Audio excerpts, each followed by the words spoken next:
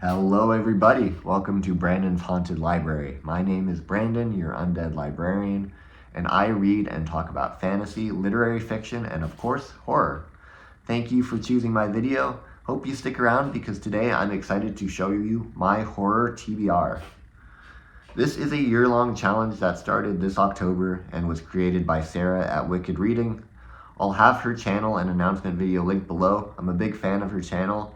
You should give her a follow if you don't already. In this challenge, there's a bingo board with 25 book prompts with easy and hard mode options.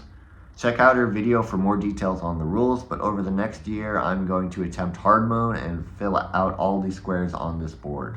Now this TBR is subject to change because I'm very much a mood reader, but since I am very new to BookTube, I thought this would be a good opportunity to introduce myself in the horror community and show you all 25 books I plan to read and talk about over the next 12 months. So give me a follow if you like my selections and want to hear me talk about them down the road. Also, please let me know in the comments if you have any recommendations for books I should read to fill out these prompts. And before I get going, I want to say a quick thank you to all the new subscribers and everyone that has watched my horror book recommendations video. I was a bit shocked by how many people viewed this, so thank you to everyone that chose to sit down and listen to me talk about books for 20 minutes. I am humbled but very grateful to you all, and I hope you continue to enjoy my content I put out. And especially thank you to everyone that took time to leave me kind comments. I love hearing from y'all and getting your recommendations and opinions. Now let's get into my TBR. Starting out in the top row, the first prompt is published in 2024. And the prompt is to read a book published in 2024 with the hard mode being that you must complete the book this year. For this, I chose Bury Your Gaze by Chuck Tingle. This one has been receiving a lot of hype from the community, and I'm excited to see if I like it too. It follows a Hollywood screenwriter who is being pressured from his producers to kill off a gay character in the upcoming season finale for the algorithm. I don't know much beyond that in terms of the story or the horror, but I know it blends satire and critique of Hollywood treatment of queer characters in horror. Plus it's got a bloody axe on the cover, so I'm hoping for some good horror too. We'll definitely read this before the end of the year. Next prompt is titled The End Times Are Near, which is a book that is considered apocalyptic, with the hard mode being that the book must include an epilogue. This was a hard prompt for me, finding a book that is both apocalyptic and has an epilogue, but in the end I went with Manhunt by Gretchen Felker Martin. This is coincidentally another horror novel taking on queer themes. This is a dystopian horror novel set in a world where a virus turns anyone with high levels of testosterone into monstrous creatures. It follows two trans women as they navigate survival while hunting feral men and evading violent TERFs. From the descriptions, I really hope they lean into the brutality of this, because if so, it sounds right up my alley. Next prompt is titled This Is Halloween, which is a book that takes place on or around Halloween. Hard mode being that trick-or-treating is mentioned. So for this, I chose The Halloween Tree by Ray Bradbury. It follows a group of trick-or-treaters on Halloween night as they journey through time to learn the origins of the holiday. I love Ray Bradbury's writing, having read Fahrenheit 451 and Something Wicked This Way Comes. And this just sounds like a quaint little novella read for Halloween night. So you can likely count on me talking about this in my October wrap-up. The next prompt is Blood on the Cover, which is a book that features bloody imagery on the cover of the edition that you're reading. Hard mode, it is very recognizable and more than just a couple of drops. So for this, I chose The Final Girl Support Group by Grady Hendrix because the chair on the cover is dripping with blood. Like, that's a cartoonish amount of blood. This follows a group of women who survive a brutal massacres, mirroring the final girl trope in horror films. When one of them goes missing, the other ones must band together to confront the new threat, realizing that their past horrors may not be over as they fight for survival once again. I'm reading this book right now, and this is the first Grady Hendrix book that I have ever read. Next prompt is titled Woods/Wilderness and is a book that uses the woods as a main setting. Hard mode is that there is not trees on the cover of the book. So for this, I've selected The Only Good Indians by Stephen Graham Jones. This follows 4 Native American men haunted by a deadly event from a hunting trip from their youth. As vengeful forces hunt them down, the story explores themes of cultural identity, guilt, and being haunted by your past. Everything I've read suggests that the wilderness plays a big part in this story, so it should definitely fit the prompt, I hope. I really love Stephen Graham Jones' writing, and I know this is his most critically acclaimed book, so I'm excited to read it. Alright, next up, we're into the second row of the bingo board, with the first prompt being Honoring the Classic. And this is a book that is either considered a horror classic or the retelling of a classic. And the hard mode states that it should be a classic written before 1950. So for this, I use this as an excuse to read Carmilla by J. Sheridan Le Fanu, which tells the story of Carmilla, a young female vampire who forms a close bond with her unsuspecting victim. This was written in 1872. Carmilla is considered a seminal work that predates Bram Stoker's Dracula and remains influential in vampire fiction. I always get satisfaction from completing a book that's considered a classic, so I'm definitely looking forward to reading this one. Next prompt is translated work. So this is a book that is translated from the author's native language. The hard mode for this is that the book also features a translator note. This one was definitely difficult. I love translated fiction a lot and have a large TBR of translated horror, but it is hard to find one with a translator note. I initially planned on Hurricane Season by Fernanda Melchor because I asked ChatGPT and it told me there was a translator note, but it turns out that is only the UK edition. I still bought a copy because I've heard great things about it, but in the end, I believe I'll be reading Tender is the Flesh by Agustina Bazterrica. This is another one high on my TBR, and I'm hoping there is a translator note. It's a dystopian novel set in a world where human meat is legally farmed and consumed after a virus makes animal meat inedible.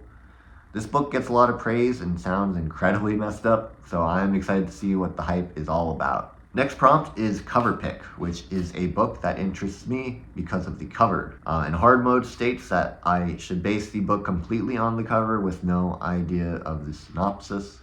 So for this, I've chosen The Horror by David Sodergren. By design of the hard mode prompt, I don't know much about this book. I know that I've never read anything by David Sodergren. I know he's Scottish, and I know a lot of horror fans love his writing, and I know this cover looks hard.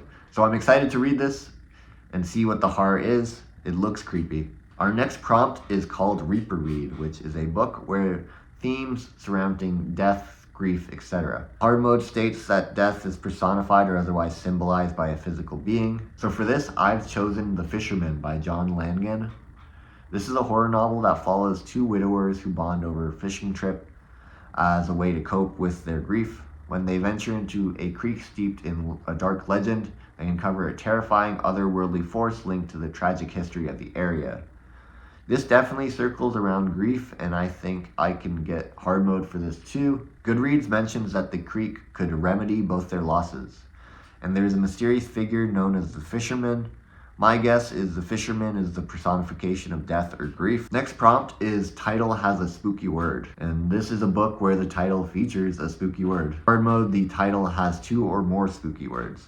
So for this, I've selected Dead Silence by S.A. Barnes. Goodreads calls this Titanic meets The Shining. It's a science fiction horror novel about a space salvage crew that discovers the abandoned luxury spaceship, which vanished years earlier.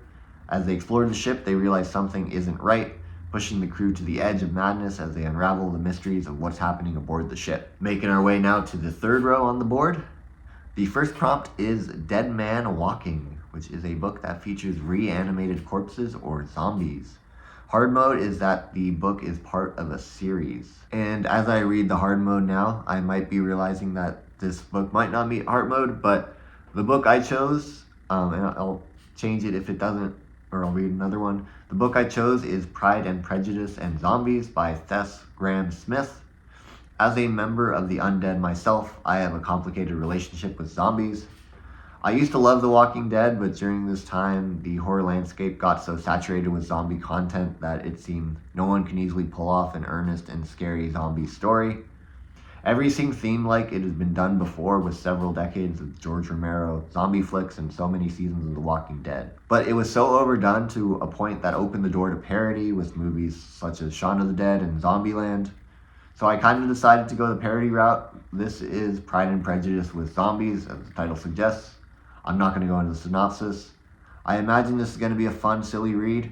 that doesn't take itself too seriously. But considering the fact this might not meet hard mode, if you know of any zombie books that are actually good and worth reading and are a part of a series, let me know in the comments. I'm definitely interested in knowing. The next prompt is called Genre Bending, which is a book that combines horror with another genre. Hard mode being that one of the genres is one that you don't typically read. This is a difficult one for me because I do read a lot and enjoy a pretty eclectic range of genres. But probably what I read the least is maybe poetry or nonfiction. So I decided to go with a collection of nonfiction essays. This one I chose was It Came From the Closet, Queer Reflections on Horror, the editor being John Valise. It's a collection of essays where LGBTQ plus writers explore the intersection of queerness and horror films. Through personal and critical reflections, each contributor analyzes a particular horror film that has shaped or been shaped by the queer experiences, offering a unique perspective on fear, identity, and representation in the genre. I've already read a couple of these essays, including one on sleepaway camp, which I found fascinating, and another one on child's play, and I'm excited to read the rest of these essays. Next prompt is a 5-star read, and as you might guess, this is a book that you gave 5 stars. Hard mode is that you predicted it would be a 5-star book. This is a difficult one for me because I am pretty stingy with my 5-star ratings, and I don't like going into books with such high expectations because I'm likely to be let down. But for this, I chose Cujo by Stephen King. It's a horror novel about a rabid Saint Bernard that terrorizes a small town and traps a mother and child in her car. I'm a big fan of Stephen King. He's one of my favorite living authors, and this book was from 1981, so early in his career and era of his work I'm very fond of. Famously, this is a book that King claims he was too drunk to remember writing because he was deep in his alcohol addiction. Despite this book is loved by the fandom, so I'm hopeful that I'll enjoy it as well. Our next prompt is BIPOC Authors, which is a book written by a Black or Indigenous person of color. Hard mode states that the book is written by an author that is new to you. So for this, I've selected When the Reckoning Comes by LaTanya McQueen. This is a horror novel about a Black woman who returns to her hometown from a plantation wedding and the horror that ensues as she reconnects with the blood-soaked history of the land and the best friends she left behind. I have not read LaTanya McQueen before, but I've heard great things about her and this novel. The next prompt is titled Cryptid, which is a book that features a cryptid creature, for example, Mothman, Bigfoot, unicorns, etc. Hard mode states that it is a creature that you did not know about or didn't know the lore of before the book. So for this, I've selected The Terror by Dan Simmons, which is a historical horror novel based on the true story of a lost Arctic expedition in the 1840s. As the crew becomes trapped in the ice, they face only extreme cold and dwindling supplies, but also a terrifying supernatural creature stalking them in the frozen wilderness. The creature stalking the doomed Arctic expedition is a monstrous entity inspired by the Inuit mythology, similar to the Yeti, but not because the lore states that the Yeti is in the Himalayas. I don't know anything about this Inuit snow monster and nothing about this real Arctic expedition, so I'm excited to read more about both. All right, now we're in the 4th row, the first prompt being Title Has a Number, which is a book where the title features a number. Hard mode states that the title includes more than one number or has a number plus a quantitative word.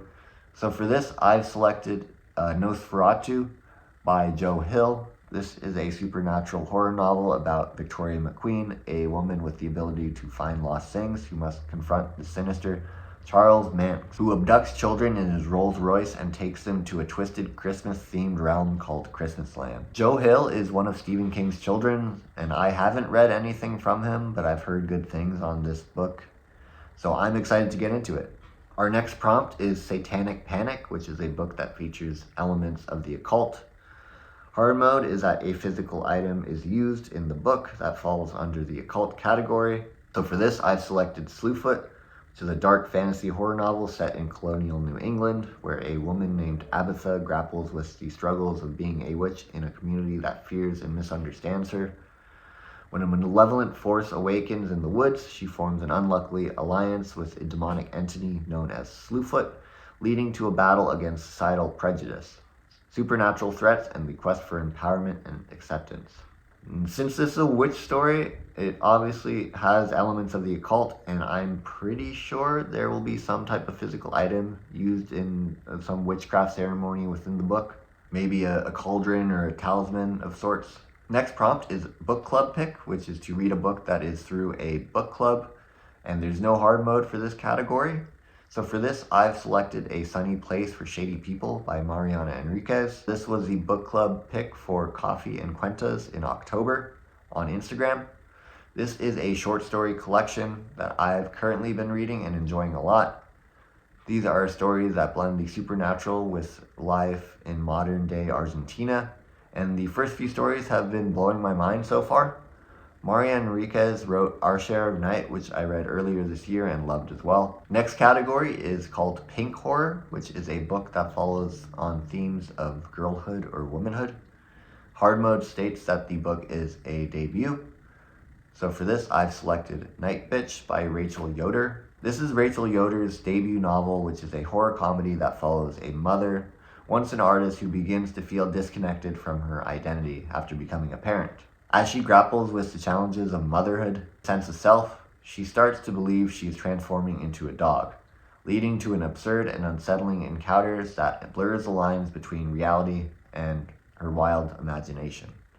The novel explores themes of womanhood and identity and has a film adaptation coming in December starring Amy Adams.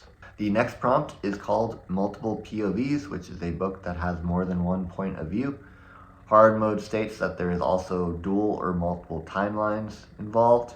So for this, I've selected Our Wives Under the Sea by Julia Armfield, which is her debut novel. This is a literary horror novel about a couple reuniting after one of them returns after a deep sea mission that ended in catastrophe. They struggle to reconnect as one of them seems changed from something that happened in the ocean. I'm not sure what the horror is in this, and I like to be surprised by novels like this, but I know the themes surround love, loss, and grief. And from my research, this follows at least two perspectives and various timelines throughout. All right, we're getting on the final row, with the first prompt being As Seen on the Big Screen, which, as you might guess, is a book that has a film or show adaptation. Hard mode is it is a film or show you have not seen. So for this, I have a bit of an embarrassing confession. I've never seen the movie American Psycho.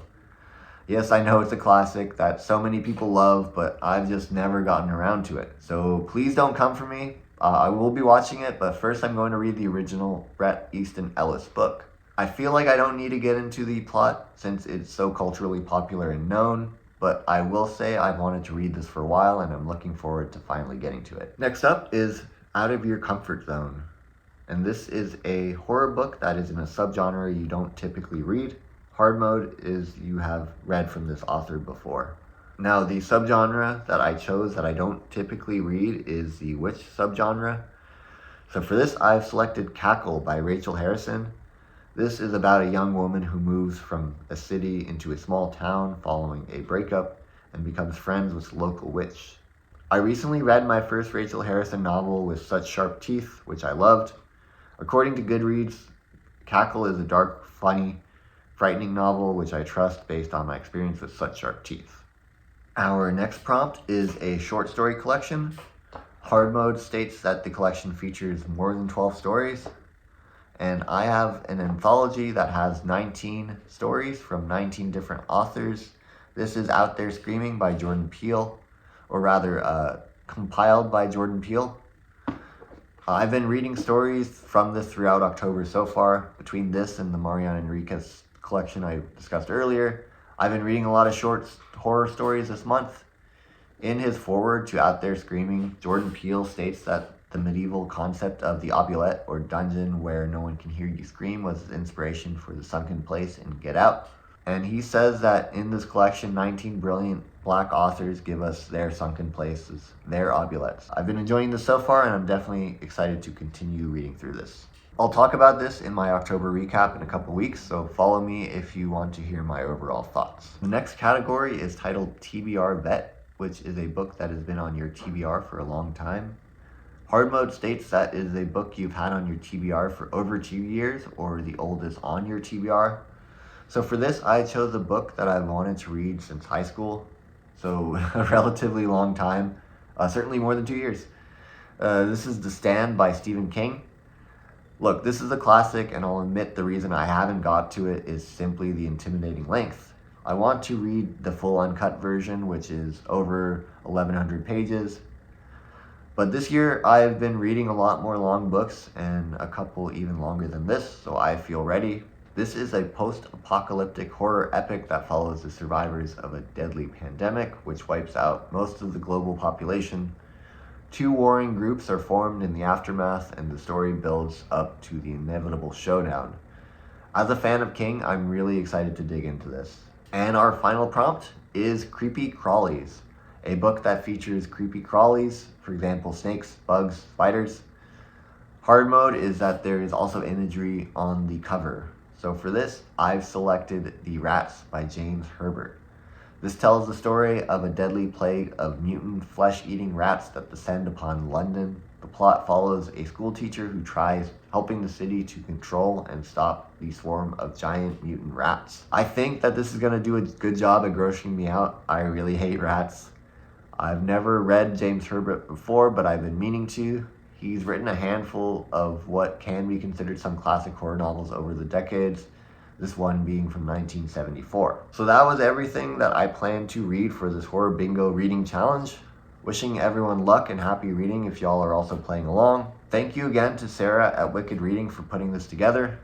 I'm really excited, and I know this is going to be a lot of fun for me. Thank you again to all the new subscribers, and if you're watching this far and aren't subscribed, you should. It's free, so why wouldn't you? Regardless, thank you all for watching, stay spooky, and I'll see you in the next one.